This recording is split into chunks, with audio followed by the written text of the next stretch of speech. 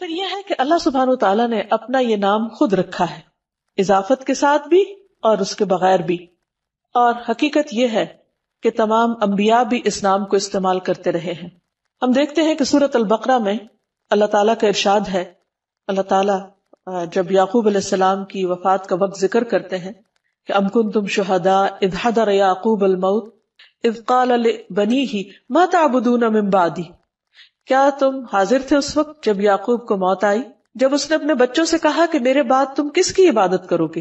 کس کے آگے جھکو گے؟ تو انہوں نے کیا کہا؟ نعبد الہک وَإِلَٰهَ آبَائِكَ إِبْرَاهِيمَ وَإِسْمَاعِيلَ وَإِسْحَاقَ إِلَٰهًا وَاحِدًا وَنَحْنُ لَهُ مُسْلِمُونَ، ہم تیرے معبود نعبد الہک، اس کی عبادت کریں گے۔ یہاں بھی لفظ الہ استعمال ہوا کہ جب عبادت کی بات ہے تو پھر ساتھ ہی الہ کا لفظ آ جاتا ہے کہ وہ خاص معبود جو عبادت کا مستحق ہے۔ تو تیرے معبود اور تیرے آبا یعنی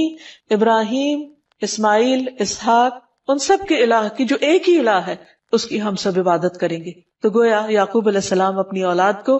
ایک اللہ الالہ کی عبادت کی تاکید کر کے گئے، وصیت کر کے گئے۔ پھر اسی طرح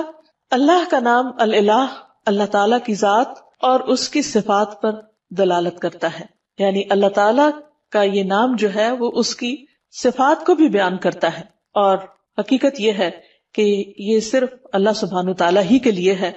یہاں یہ بات بھی یاد رہے کہ اللہ سبحانہ تعالیٰ نے خود اپنے ساتھ دوسرے الہوں کا انکار کیا ہے۔ قرآن مجید میں اللہ تعالیٰ فرماتے ہیں سورۃ المؤمنون میں مَتَّخَذَ اللَّهُ مِن وَلَدٍ، اللہ نے کوئی اولاد نہیں بنائی، وَمَا كَانَ مَعَهُ مِنْ إِلَٰهٍ، اور اس کے ساتھ کبھی کوئی الہ رہا ہی نہیں، کوئی اور الہ ہے ہی نہیں، نہ تھا نہ ہے اور نہ کبھی ہو سکتا ہے۔ کیوں؟ اس کے لیے بہت خوبصورت دلیل دی گئی کہ اِذًا لَذَهَبَ كُلُّ إِلَٰهٍ بِمَا خَلَقَ، اگر کوئی اور الہ ہوتا تو وہ جو اس نے بنایا ہوتا وہ اپنے ساتھ لے جاتا، یہ باہم کلیش بھی ہوتا۔ وَلَعَلَىٰ بَعْضُهُمْ عَلَىٰ بَعْضٍ، اور ان میں سے بعض پہ چڑھائی کر دیتے، کیونکہ جب اختیارات بہت سے لوگوں کے ایک جیسے ہوں تو ان میں سے پھر وہ دوسروں سے آگے بڑھنے کے لیے ان کو ہرانے کی کوشش کرے گا۔ سبحان اللہ، اللہ پاک ہے عما یصفون، اس سے جو وہ وصف بیان کرتے ہیں اللہ کا، یعنی اللہ سبحانہ تعالیٰ کے ساتھ کوئی اور الہ ہو ہی نہیں سکتا، کیونکہ کوئی اور ایسی صفات کے لائق ہی نہیں اور کوئی معبود ہے ہی نہیں۔ عبادت کا مستحق صرف اللہ ہے۔ تمام انبیاء نے اسی کی دعوت دی ہے، اعبدوا اللہ ما لکم من الہ غیرہ، اللہ کی عبادت کرو، اس کے سوا تمہارا کوئی الہ نہیں۔ واعبدوا اللہ ولا تشرکوا بہ شیئا، اور اللہ کی عبادت کرو اور اس کے ساتھ کسی کو شریک نہ ٹھہراؤ، کیونکہ ہماری زندگی کا مقصد ہی عبادت ہے اور عبادت اللہ کا حق ہے،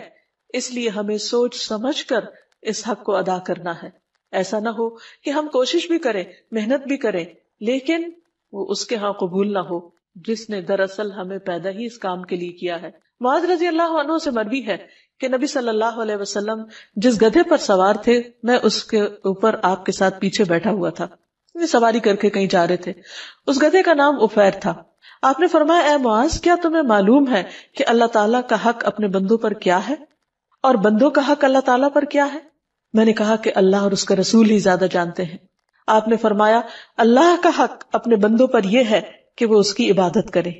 اور اس کے ساتھ کسی دوسرے کو شریک نہ ٹھہرائے، اور بندوں کا حق اللہ پر یہ ہے کہ جو بندہ اللہ کے ساتھ کسی کو شریک نہ ٹھہرائے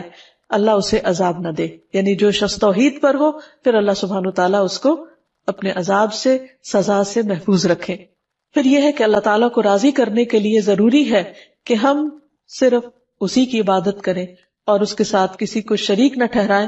اور اللہ کی رسی کو مضبوطی سے تھامے رکھیں اور کسی تفرقہ بازی کا شکار نہ ہو۔ پھر یہ بھی یاد رہے کہ جو شخص اللہ کو اپنا الہ مان لیتا ہے وہ سلامت رہتا ہے۔ قرآن مجید میں آتا ہے الذین آمنوا ولم یلبسوا ایمانہم بظلم اولئک لہم الامن وہم مہتدون، جو لوگ ایمان لائے پھر اپنے ایمان کو ظلم یعنی شرک سے آلودہ نہیں کیا، یعنی اللہ کا حق عبادت کسی اور کو نہیں دیا، اس کے ساتھ کسی اور کو شریک نہیں کیا عبادت میں، یہی لوگ قیامت کے دن امن میں رہیں گے اور دنیا اور آخرت میں یہی لوگ ہدایت یافتہ ہوں گے۔ پھر اگر کوئی شخص اللہ سبحانہ تعالیٰ کی حفاظت حاصل کرنا چاہتا ہے، یعنی اس کے عذاب سے اللہ کی پناہ میں رہنا چاہتا ہے، تو اس کے لیے بھی یہی ضروری ہے کہ وہ الالہ ہی کی عبادت کرے۔ رسول اللہ صلی اللہ علیہ وسلم نے حضرت معاذ سے فرمایا تھا احفظ اللہ یحفظ کا، اے معاذ اللہ کی حفاظت کرو، یعنی اس کے حقوق کی حفاظت کرو، اس کی عبادت میں کسی کو شریک نہ کرو، یحفظ کا، وہ اللہ تمہاری حفاظت کرے گا، احفظ اللہ تجدہ تجاہک، اللہ کی حفاظت کرو یعنی اللہ کے حق کی حفاظت کرو، تجدہ تجاہک، تم اسے اپنے سامنے پاؤ گے، پھر جب تمہیں اس سے کوئی کام ہوگا، ضرورت ہوگی، تم اس کو پکارو گے، اور پکارنا بھی تو عبادت ہے، تو وہ تمہاری پکار سنے گا، تمہاری مدد کرے گا اور تمہاری محتاجی کو بھی دور کرے گا۔ عام طور پر ہم یہ سمجھتے ہیں کہ اگر ہم اللہ سبحانہ وتعالیٰ کی عبادت کریں گے تو شاید زندگی ہم پر مشکل ہو جائے، ہمارے حالات تنگ ہو جائیں، یا پھر ہمارے لیے دنیا کے کام کاج کا وقت نہ بچے۔ حالانکہ حقیقت اس کے برعکس ہے۔ اللہ تعالیٰ فرماتے ہیں، حدیث قدسی ہے، اے ابن آدم، یعنی اے آدم کی اولاد، تم اپنے آپ کو میری عبادت کے لیے فارغ کر لو، یعنی میری عبادت کے لیے